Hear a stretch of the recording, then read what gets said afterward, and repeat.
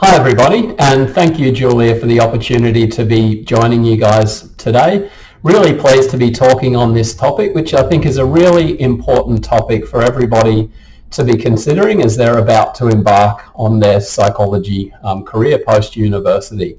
My name's Brendan Marr. Some of you might know me as the former chair of the APS Clinical College.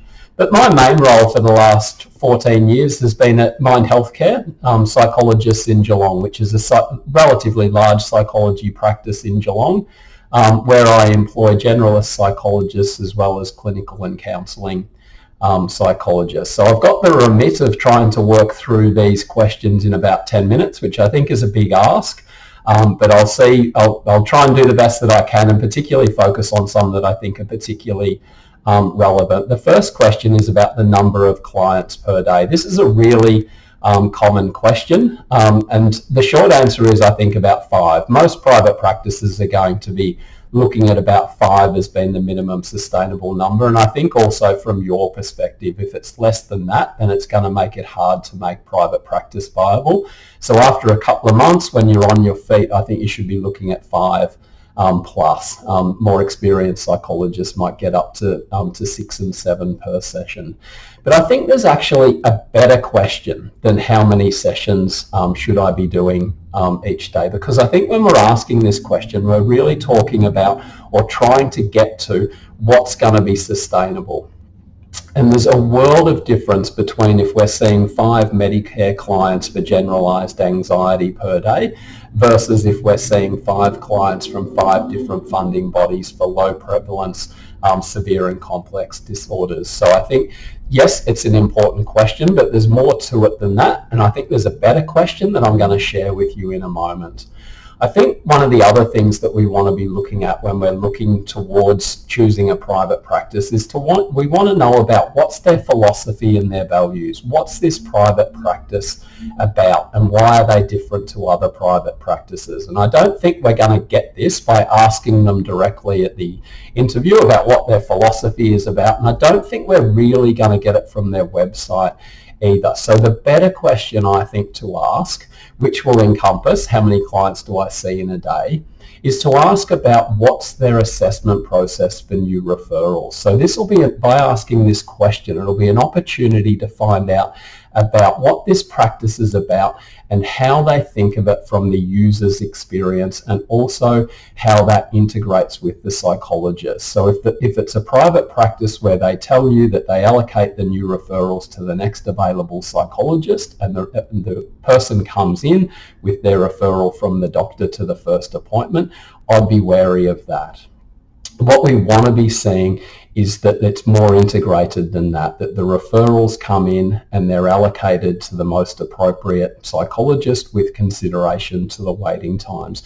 And why that's really important for you is it means that there's going to be an opportunity for you to be considered in terms of those referrals. So you can be getting the referrals that are most appropriate for you and giving yourself a chance to be able to build up. I think in the early months of private practice, you want to keep things relatively limited. So maybe you want to go, okay, I just want Medicare referrals and I just want to be doing depression and anxiety, and then I want to be working with my supervisor to expand that out over time. I think in terms of sustainability, those things are just as important as the actual number of clients that you're seeing per day.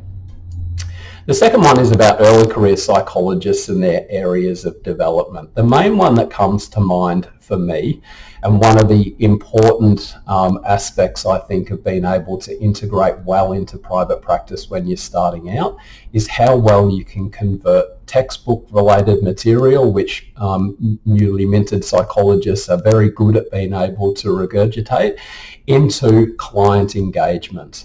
So how are we going to be able to relate to the clients, the whole variety of clients, and keep on backing that up day after day.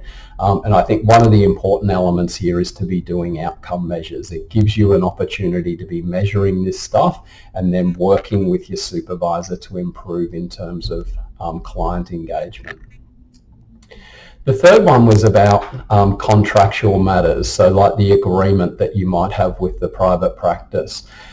My thoughts on this one might sound really simple, but it is amazing how often it doesn't happen. Actually read the contract. Read it and understand it. It just fascinates me how often people get into arrangements and then they're going back to actually look at the detail of what's in it and why is the practice doing this. So we want to have a thorough read through of the contract and to understand it. So obviously here you're looking for things. Is there things that I'm not comfortable with or that I don't understand that I have to talk further with to the practice about so that I can understand that and decide whether I'm okay with that. And when I say understand, two of the things that come to mind for me, if you look at our agreements at Mind Healthcare, it says 2 months notice when leaving. And some people might go, why is that the case? That seems pretty unusual. Normally it's 2 weeks or 4 weeks and I'm allowed to depart. The reason why it's 2 months and has been for about the last 8 years is because we've found that it's really difficult for the clients if the psychologist is deciding that they're going to be leaving in 4 weeks' time, that 8 weeks is a more reasonable amount of time for the clients to be able to come to terms with that piece of news and then to be able to transition to somebody else. So might sound a little bit tough, but if the prospective psychologist coming to our practice has a problem with that, then that would be alarm bells for me as well. The other one is about 9 a.m. and 4 p.m. appointments. So we don't do out of hours at Mind Healthcare, and as I touched on earlier about the 5 clients per day, that's what's in our contract. And the psychologist can work that however they want to, with the exception that generally speaking they will provide an appointment at 9 o'clock and another one at 4 o'clock. The logic of that is they're the 2 most valuable appointments in terms of the most people want them, because they can either come at the start of the day or come at the end of the day. So if we have a psychologist who wants to do 5 sessions, they want to be in at 9 and they want to be out at 2 in the afternoon, that's probably great for their lifestyle, but it doesn't necessarily fit in with what our clients are wanting. So that's the kind of the justification for why that's in our agreement. So I think that the key here is to just understand the agreement and make sure that you're comfortable with it and the rationale for why there's the different elements of it.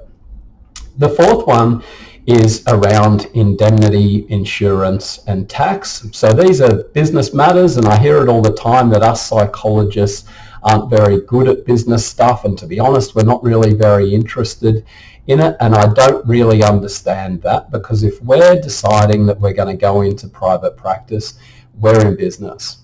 And if we're going to be in business, I think we need to try and do it well. So I would suggest that we want to kind of have that mindset that I am a small business person. If I'm a solo psychologist working in a private practice, reality is I'm in business. We want to be good at understanding different aspects of business. So indemnity, insurance, and tax were mentioned. The other big one, the one that I'll put first, is superannuation. If you're working in private practice and you're not paying yourself superannuation, I would question what you're doing and whether you're really looking after yourself from a business perspective. Business is not rocket science. Us psychologists are really well suited to understanding business. Basically, all you need to be able to do is read and to be able to do a little bit of research. And they're 2 things that we're excellent at. We've just got to do it. We've got to understand what our indemnity insurance issues are, what our tax issues are, what considerations we want to give to paying ourselves superannuation. And that stuff doesn't need to start when you've been in a private practice for 3 weeks and you're trying to integrate into the clinical aspects of that. That stuff you can be doing research on now.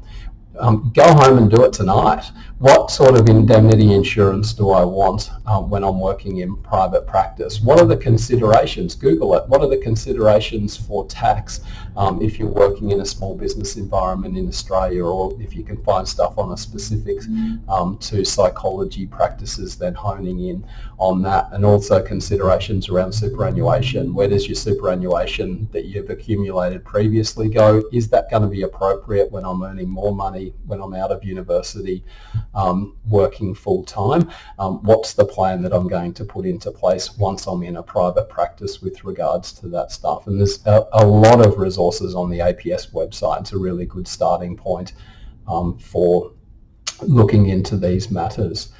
The last one, I can see that I'm almost up to 10 minutes. So the last one, principal psychologists and supervision. I'm not sure that there is one perfect answer to this particular question, and I've kind of come full circle on this one. About 10 years or so ago, I was happy with the distinction between me as the principal psychologist working here, and then getting their supervision externally. In more recent years, I've turned that around, and if psychologists are to come and work at Mind Healthcare, then I provide the supervision.